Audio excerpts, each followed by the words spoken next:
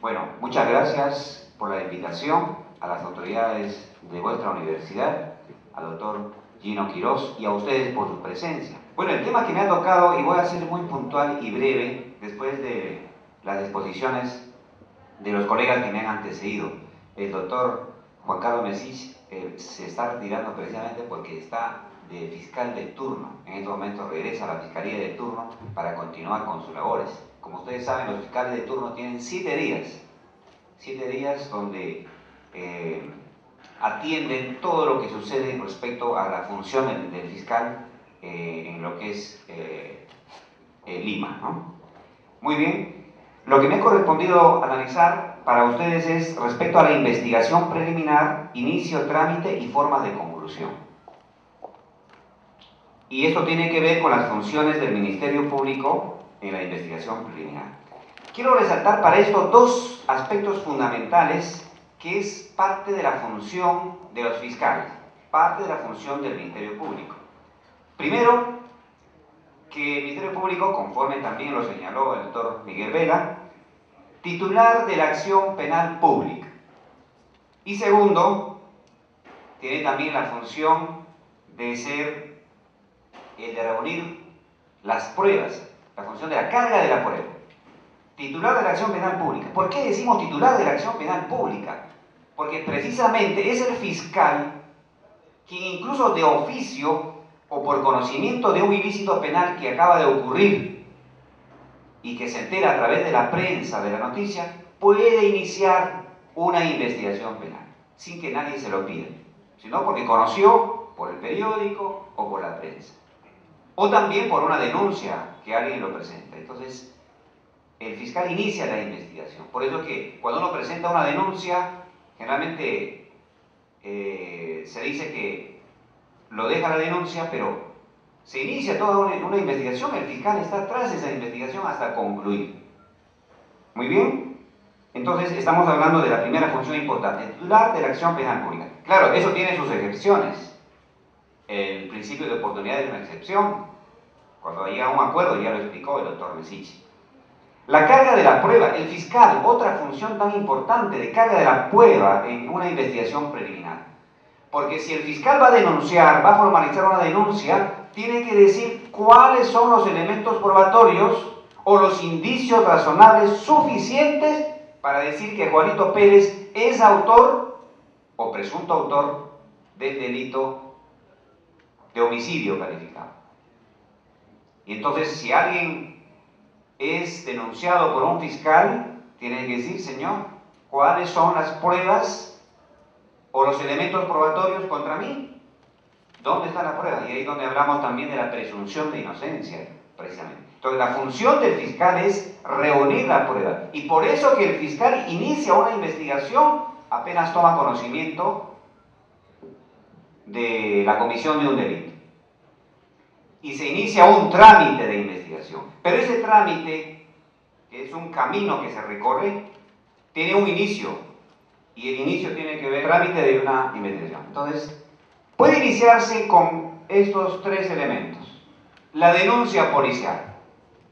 Suponemos que muy cerca de acá, en la Universidad de Alas Peruanas, ocurre un delito. ¿A dónde recurrimos para denunciar este hecho? ¿Al decano de la Facultad de Derecho? Podría ser, si es que se comete un delito y el decano sabrá qué hacer frente a ese hecho, porque si no podría incurrir también en omisión de denuncia. Pero si son fuera de las instalaciones de la universidad, tenemos que recurrir a la comisaría del sector, y en este caso la comisaría es de La Victoria. Ya, muy bien. Entonces, a la comisaría del sector, a presentar la denuncia de la comisión de un hecho. La policía toma conocimiento de la denuncia y debe poner a conocimiento de la fiscalía. Señor fiscal, acaba de ocurrir un hecho ilícito o tenemos la presente denuncia, estamos dando inicio a esta investigación, le ponemos a conocimiento. Llega un oficio a la fiscalía que corresponda, ¿no? Y el fiscal toma conocimiento. Ante esa denuncia que ya el señor fiscal tuvo conocimiento, ¿qué hará el señor fiscal? ¿Dirá muy bien, siga investigando? ¿Que para eso lo pagamos a los fiscales? No. De una manera, toma conocimiento y dirá, analizará la denuncia presentada y dirá, señor investigador de la policía, puede usted llevar a cabo las siguientes diligencias. 1, 2, 3, todas las diligencias, dependiendo del delito que se ha cometido y de lo que se necesita recabar o reunir las pruebas para tener los elementos probatorios y, por tanto, proceder a una posible formalización de denuncia. ¿Correcto? Bien, entonces, tenemos la denuncia policial en la comisaría del sector donde produce derecho. También la denuncia se puede presentar directamente a la fiscalía de turno. En estos momentos se comete un delito, nos vamos al doctor Juan Carlos Mesich, que ya está ya en su oficina sentado esperando la denuncia. Puede ser verbal, ante el fiscal, verbalmente. Como no, está señalado en la norma. Puede ser escrito por mesa de partes y llegará a la fiscalía que, de acuerdo digamos, al sorteo, al sistema del CIAF, que es un sistema de la fiscalía, llega a cualquier fiscalía conforme a esto, ¿no? ¿Correcto? Pero también hay otra forma. La denuncia por web. ¿Sabían esto, que se puede hacer una denuncia por la web? ¿Tienen conocimiento? Bueno, también podemos hacer una denuncia por web. Uno ingresa a la página del Ministerio Público, www.mpfn.gov.p, y hay una ventanita donde dice denuncias por web. Ingresa a esa página y hay un formulario. Cuidado, también tenemos que cumplir con llenar los requisitos que se señala en esa página, los requisitos fundamentales: denunciante, DNI, a quién denunciamos, ¿no? Tener el conocimiento a quién denunciamos, y los hechos y las pruebas o elementos probatorios por ese hecho. Porque si no, no te aceptan la denuncia. Si debemos denunciar, debemos saber quién denuncia, a quién denunciamos y por qué pruebas o por qué elementos probatorios. Digo elementos probatorios porque a nivel de investigación preliminar debemos llamarlo así, porque técnicamente y dentro de lo que es el derecho, la prueba, se dice que la prueba es en el juicio y en el proceso propiamente penal. Por eso hablo de elementos probatorios a nivel preliminar, ¿no? Muy bien, seguimos avanzando y ya tengo apenas 5 minutos más para culminar con esta disertación. Recibida la denuncia, entonces ya lo decía, se inicia toda una investigación. Hay que citar al denunciante para que amplíe, precise algunos puntos de su denuncia, al investigado para que tenga que declarar, a ver qué tiene que decir respecto a los hechos. Dirá es falso, que tiene que ver con asuntos de venganza, en fin, tendrá que decir algo respecto, o simplemente no se presentará, podría ser. Pero el hecho que no se presenta, ¿será suficiente elemento que nos haga concluir de que es el presunto autor? ¿Será suficiente? No.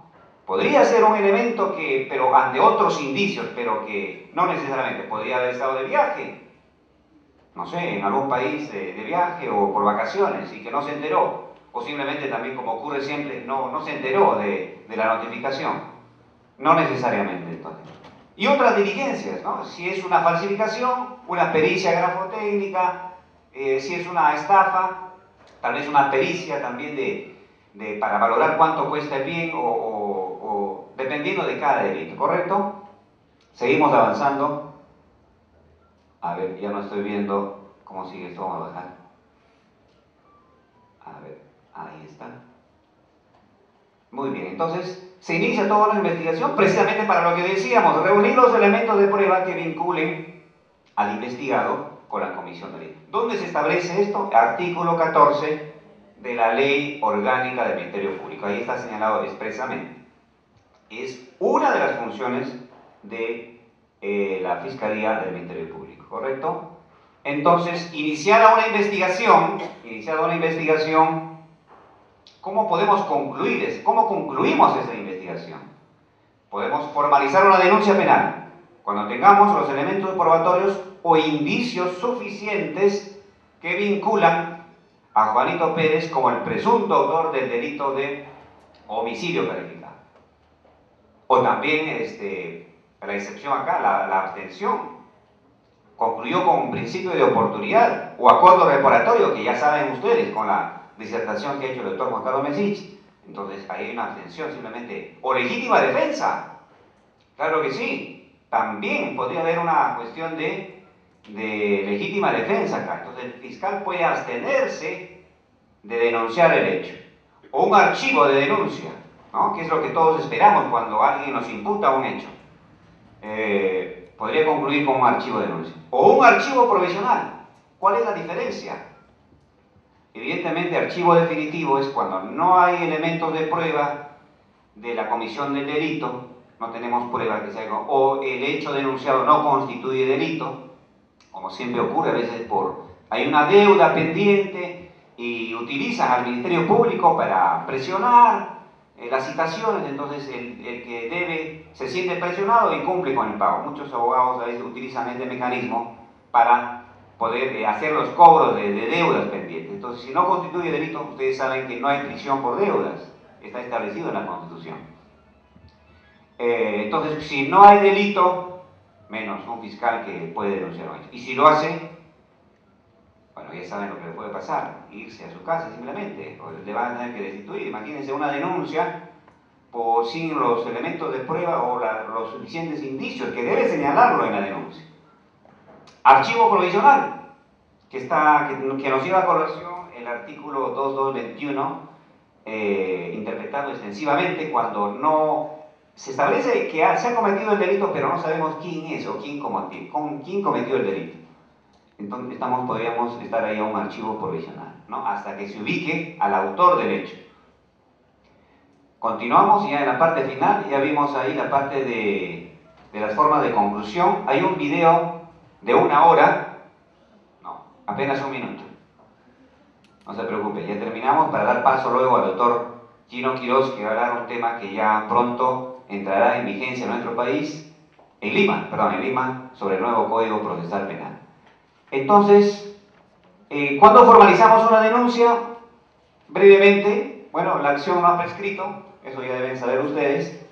Tenemos que individualizar al presunto autor, suficientes indicios razonables y, en mejor de los casos, los elementos probatorios. Un video, que ahora se utiliza bastante el sistema de videos, y gracias a eso también se ha logrado identificar y probar hechos ilícitos. Entonces, ante un video donde se ve la cara el sujeto activo, o el procesado, o el investigado, negar eso es realmente difícil. Correcta tipificación del delito. Bueno, algunos requisitos. A ver, tenemos 2 minutos para terminar. Un archivo definitivo, ya lo decíamos, cuando el hecho denunciado no constituye delito, o se trata de un asunto civil o extrapenal. Son las últimas diapositivas. Eso ya lo ha señalado el doctor Juan Carlos Mesich muy claramente, diferenciar el principio de oportunidad con acuerdo reparatorio. Si, por ejemplo, a ustedes le denuncian lesiones leves, ya saben qué solicitar, principio de oportunidad, o quieren ser procesados y al final una condena, y que aparezca el registro de condenas, imagínense, todo lo que genera, cuando pueden concluir con principio de oportunidad. ¿No? Dependiendo, acuerdo reparatorio solamente para determinados delitos, dijo ya el doctor Juan Carlos Mesich. Creo que terminamos. Bueno, esa es la parte. Quiero terminar y concluir simplemente con un pequeño video de 1 minuto. No sé si será posible. Ahí vamos a ubicarlo acá al video. Tiene que ver con 2 principios importantes: presunción de inocencia y derecho a juicio. A ver, atención por favor. Le reclama el celular, el joven dice: no, ¿dónde están tus pruebas? ¿Me denuncias por mi fachada o por mi vestido? Devuélvame el celular. No, solo quiero que me devuelvas. Le está imputando un hecho, un delito. Devuélvame. Todas sus amigas, ahí está, dice: devuélvalo, devuélvalo. Y de pronto sale una persona donde le dice: aquí está tu celular que has olvidado en el baño. Frente a eso, esa mirada que lo dice todo, presunción de inocencia. No podemos decirle a alguien que es culpable de un delito mientras no hayamos probado ese hecho, ¿correcto? Ahora, derecho a juicio. Bueno, son videos que he sacado de internet, de Human Rights, que es, ¿no?, una institución internacional. derecho a juicio. Lo presentan al procesado, ahí está el juez leyendo su novela, sentenciado. El abogado que pide hablar, no, sentenciado, cadena perpetua, 20 años de prisión y todo sin juicio alguno. El abogado quiere hablar y no tiene oportunidad de hacerlo. ¿Deseamos eso todos nosotros? De ninguna manera. Por eso que el nuevo sistema nos da oportunidad a defendernos, que es un derecho fundamental, a tener un juicio y a que nos prueben que hemos cometido un delito. Muchas gracias. Y yo estoy muy agradecido con ello porque yo me siento contento. Y me siento contento también con ambas instituciones a las que quiero mucho. Que una por un lado que es el Ministerio, ustedes saben que yo soy fiscal, el Ministerio Público es mi institución, a la cual la amo, y también a esta casa de estudios, la Universidad de las Peruanas, en la cual estamos también dedicando parte de nuestro trabajo, que es la parte académica. Bien, con relación a mi tema, ustedes saben que en el Perú actualmente está rigiendo dos sistemas, ¿de acuerdo? Por un lado tenemos un sistema antiguo, un sistema burocrático, que arrastra una cultura totalmente, digamos de alguna u otra manera, inquisitiva, escritural. Por otro lado tenemos un nuevo sistema, un sistema moderno, versátil, dinámico, oral, que lo que busca es contribuir a la paz de la sociedad de manera efectiva, eficaz, eficiente y rápida. ¿De acuerdo? Son dos modelos que aún están en el Perú y que poco a poco el antiguo va a ir desapareciendo para ir enarbolando poco a poco el nuevo modelo, el modelo acusatorio garantista, también conocido como adversarial. ¿De acuerdo? Nosotros hemos tenido oportunidad de conversar con nuestros alumnos en clase, básicamente Derecho Procesal Penal, sobre las diversas características que presenta este nuevo modelo procesal. Estamos hablando de la oralidad, estamos hablando de la publicidad, de la contradicción, ¿de acuerdo? Y también en clase hemos hablado sobre la teoría del caso. Pero una parte o una característica muy importante que se va a presentar dentro de las etapas del proceso penal, del nuevo proceso penal, es la etapa del interrogatorio. El interrogatorio es fundamental en el nuevo proceso penal. Es una pieza clave. Sobre el interrogatorio básicamente se va a poner en juego las partes más importantes, o se van a discutir las partes más importantes de la prueba en un proceso penal. El interrogatorio. Y para realizar el interrogatorio en el nuevo proceso penal, en el nuevo modelo adversarial, el interrogador, en este caso el fiscal, tiene que contar con determinadas habilidades, determinadas destrezas y sobre todo contar con conocimiento. Si no hay conocimiento, no puede haber habilidad que pueda sustentar un interrogatorio verdadero. Tiene que existir conocimiento. Y el conocimiento no solamente es un conocimiento académico, es un conocimiento sobre los hechos, un conocimiento sobre la prueba y un conocimiento sobre el derecho. ¿De acuerdo? Fíjense, vamos a señalar dos grandes diferencias. Yo actualmente vengo trabajando conjuntamente con mis colegas en el Distrito Judicial de Lima. Diariamente nosotros participamos en diligencias. Vamos al juzgado, vamos al penal si se trata de una fiscalía de reos en cárcel. Cuando nosotros vamos a iniciar el interrogatorio a una persona, no conocemos el caso. Inmediatamente, en ese momento, nosotros nos ponemos en auto. ¿Qué ha pasado? En ese momento. Y como ustedes comprenderán, dentro de las causas penales que existen dentro del Distrito Judicial de Lima, hay casos simples y hay casos complejos. Quizá, producto de la experiencia, producto de la práctica, en los casos sencillos uno lo puede manejar. Coge la formalización de la denuncia, la declaración del agraviado y del imputado, y sobre eso se realizan las preguntas correspondientes.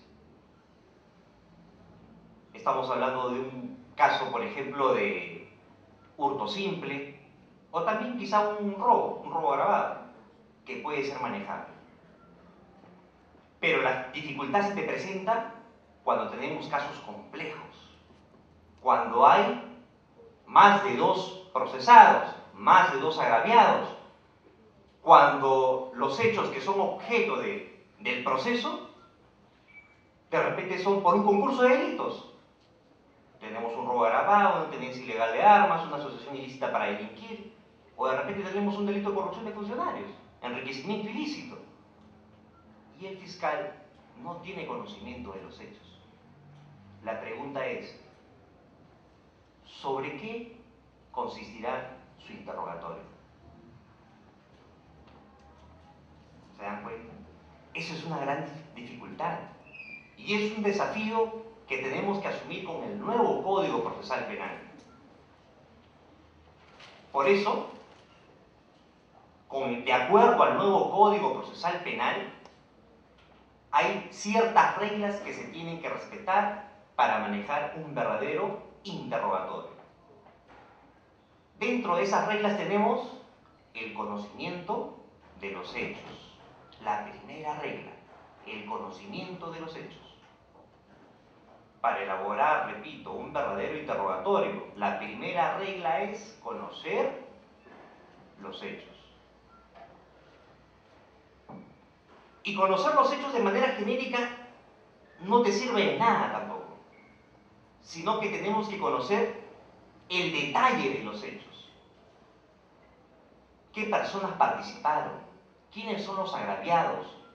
¿Cuáles son los objetos que fueron materia del robo o los efectos del delito que pudo haberse constituido en ese momento? ¿Qué personas fueron testigos de ese hecho? ¿Qué medios probatorios tenemos? Tenemos que conocer en detalle tenemos que conocer nuestros hechos para formular un verdadero interrogatorio. ¿Quién más que nadie que conozca en detalle su caso para poder interrogar? Actualmente no sucede eso. En Lima no sucede eso. ¿Y eso es producto de qué? Producto del sistema. El sistema que estamos arrastrando hasta la actualidad, el sistema mixto. Incluso en la declaración del imputado, primero participa un fiscal del pool. Quien formaliza la denuncia es otro fiscal. Quien participa en la declaración de este imputado en el juzgado es otro fiscal. Quien realiza la acusación de este imputado sobre los hechos que se están investigando, otro fiscal. Quien participa en el juicio oral, otro. Y así sucesivamente. Con el nuevo modelo, eso tiene que desaparecer. Un solo fiscal. El fiscal que empieza la investigación concluye el juzgamiento. ¿Quién mejor que él para formular un verdadero interrogatorio? Porque se tiene que advertir que esta persona conoce en detalle, en pormenores, los hechos que son objeto de su caso. Perfecto. Eso es en cuanto a la primera regla. Número 2. La regla número 2. La regla número 2 exige que el interrogador tenga conocimiento de los vestigios. ¿De acuerdo? Que los vestigios son indicios, finalmente, que en el juzgamiento se van a constituir en prueba. ¿De acuerdo? Entonces, regla número 2, conocimiento de los vestigios. ¿Y cómo se logra esto? Precisamente el fiscal tiene que ser una persona activa, una persona dinámica, tiene que ser una persona operativa. Ni bien conocido o ni bien se tiene información sobre la comisión de un hecho punible, fiscal tendrá que constituirse al lugar de los hechos para poder observar los vestigios, los indicios que le van a permitir a este fiscal elaborar un interrogatorio. ¿De acuerdo? En una escena del delito se pueden encontrar muchos indicios, muchos vestigios. Puede ser un vaso con agua, una copa de vino, para poder identificar a una persona. De repente es una mujer que utilizó lápiz de labio, o de repente una persona que vivió con el agraviado, lo podemos identificar con el ADN. De repente es una persona que manipuló el vaso, podemos identificarlo con las huellas dactilares correspondientes. Y no solamente la identificación del agraviado o la identificación del imputado, sino también la revisión de los vestigios nos permite elaborar hipótesis de trabajo. Podríamos formularnos de repente una hipótesis que es un suicidio, descartando el delito. O de repente podríamos tener una hipótesis por delito doloso, un homicidio doloso. Incluso podríamos llegar, con el hecho de revisar la escena del crimen, establecer si la persona que acabó con la vida de él lo conocía o no al agraviado, porque de repente la puerta no estaba forzada y le dio acceso fácilmente a esta persona. Nos puede permitir incluso identificar el móvil. Pudo ser un móvil pasional, no se sabe. Celos, engaño, dinero, una venganza. ¿De acuerdo? Entonces, el fiscal, para poder elaborar un verdadero interrogatorio, también tiene que tener conocimiento de los vestigios, de las pruebas, de los indicios, para que pueda efectuar un verdadero interrogatorio. Ahora, por otro lado, no solamente el fiscal tiene que quedarse con el tema de los hechos y con el tema de las pruebas. En el interrogatorio, el fiscal tiene también, regla número 3, tiene que conocer los riesgos. Existen riesgos para el interrogador. Participar en un interrogatorio no es sencillo, no es simple. Existen riesgos. Probablemente uno de los riesgos sea que el testigo con el que cuenta, el único testigo con el que cuenta, es una persona descalificada, que no goza de crédito. ¿Y cuál sería el riesgo? Que si usted va con ese testigo, la contraparte busque desacreditar a su testigo. Otra posibilidad de riesgo que tiene que tener en cuenta el interrogador para un interrogatorio es que no se pueden olvidar las preguntas importantes para un caso. No te puedes olvidar de las preguntas fundamentales.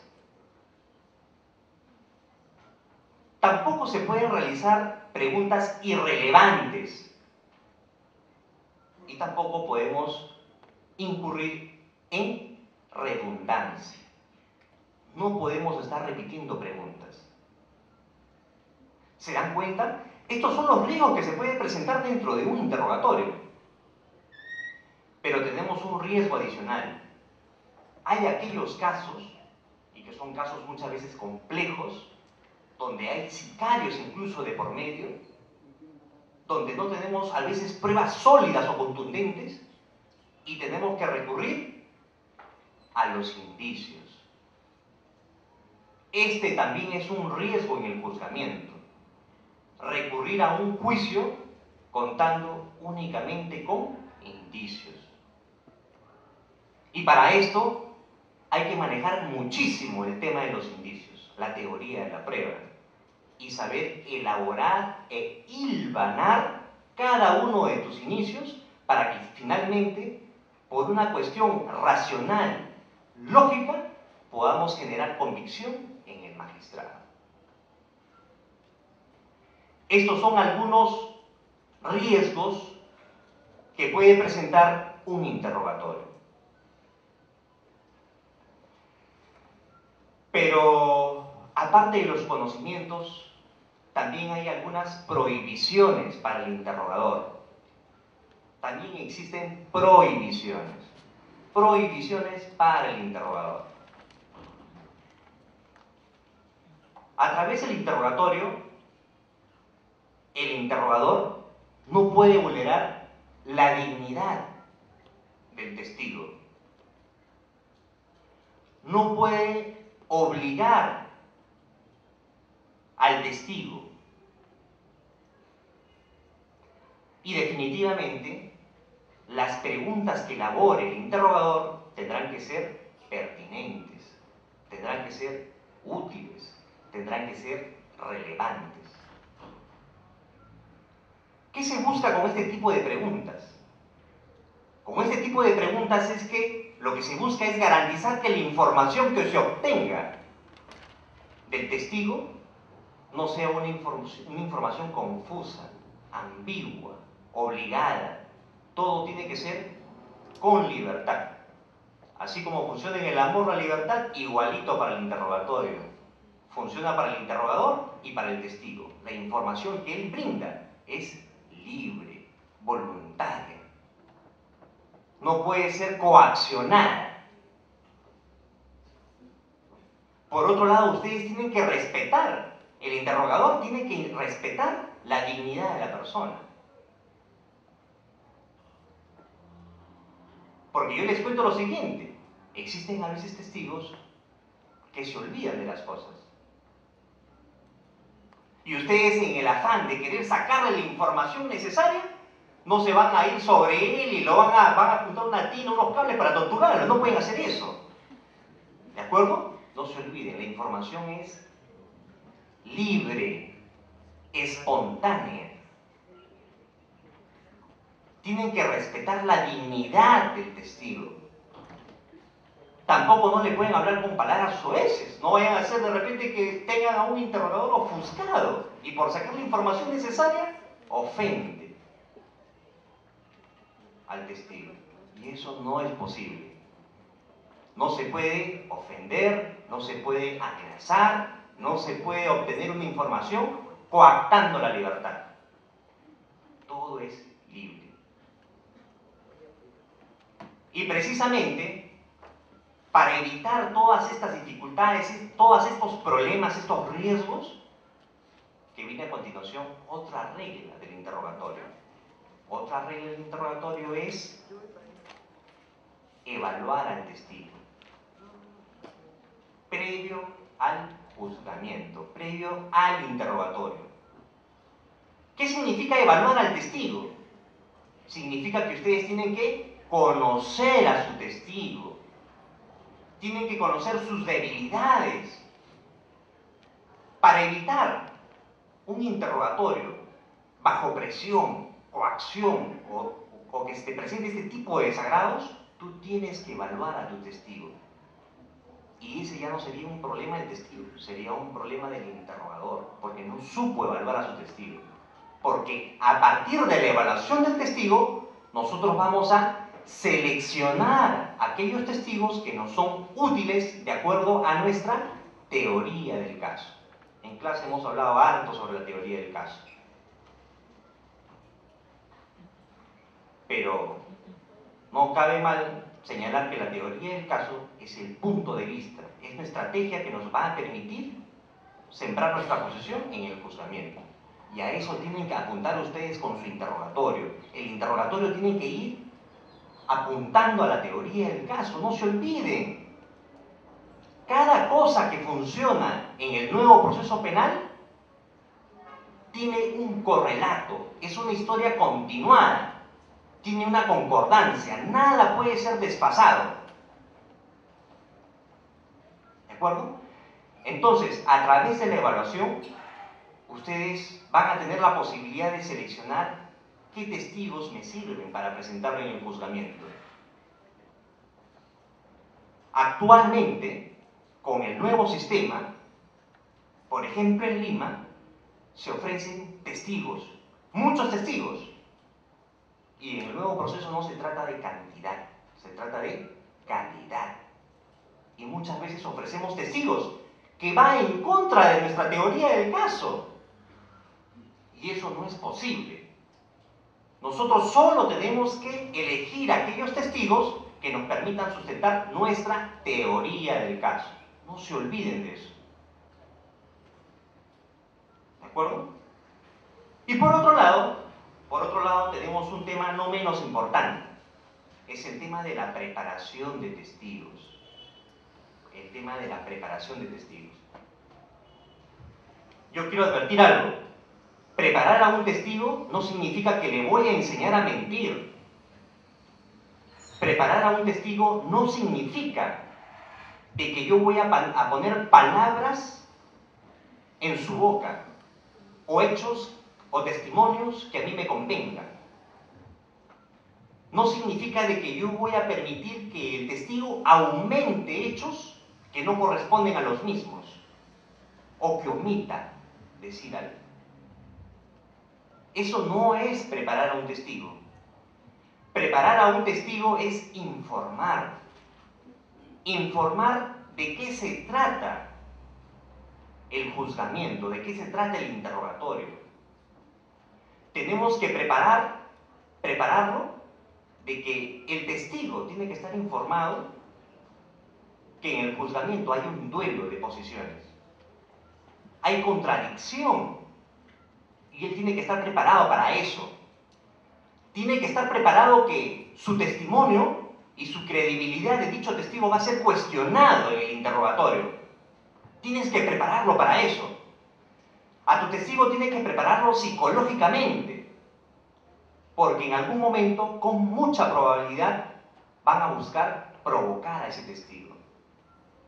Van a cuestionar su credibilidad. Incluso, es tanto la osadía que se puede incurrir en que se puede traer otros testigos o más testigos que puedan contradecir su propio testimonio. De eso se trata al hablar de preparar al testigo.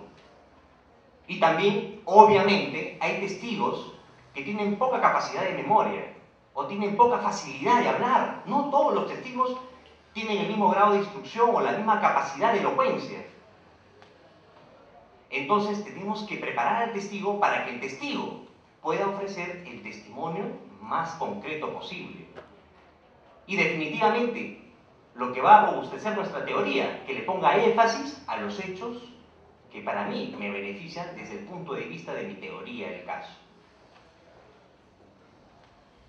Esto es muy importante, preparar al testigo. Por otro lado, tenemos una regla muy importante también. El interrogador, como este acto de interrogación no es nada sencillo, el interrogador tiene que conocer su espacio en el cual se va a realizar el interrogatorio. Es importante que conozca si funciona el audio. Si es posible que yo a mi testigo le pueda ofrecer fotografías, imágenes, voces. Es importante que el interrogador conozca su espacio. ¿Es un espacio reducido o es un espacio que me va a permitir desenvolverme con toda elocuencia? Porque ustedes saben que en el nuevo proceso, las armas más importantes, aparte del conocimiento, es también la elocuencia, la expresión corporal. Y ustedes tienen que indagar sobre todo ese terreno. Con esta breve exposición, lo que hemos buscado a través de esta participación es sobre todo permitir que ustedes reciban una información directa de los fiscales de Lima, una breve maratón sobre sus experiencias, que ustedes han visto han sido muy notables, muy destacadas, muy preparadas. Yo quedo agradecido ante ustedes y les pido por favor un fuerte aplauso para mis compañeros.